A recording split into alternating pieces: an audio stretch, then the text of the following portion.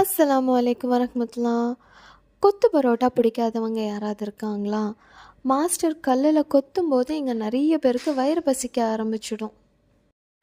அது மாதிரி தான் ஃபிஷ்ஷும். எங்கள் டிஸ்ட்ரிக்ட்காரங்களுக்கு பின்ன சொல்லவே வேணாம், ஃபிஷ்ஷுன்னாலே உயிர் தான். நம்மளுக்கு பிடிச்ச விஷயங்களை வித்தியாசமாக ட்ரை பண்ணணும் அப்படின்னு சொல்லி நம்ம யோசிப்போம்ல, அது மாதிரி ட்ரை பண்ண ரெசிபி தான் இது. ஓகே, எப்படி செய்கிறதுன்றது பார்த்துடலாமா? துண்டு மீன் எடுத்து மஞ்சப்பொடி, மிளகாப்பொடி, உப்பு போட்டு மேரினேட் பண்ணிவிட்டு அதை ஃப்ரை பண்ணி எடுத்துக்கணும்.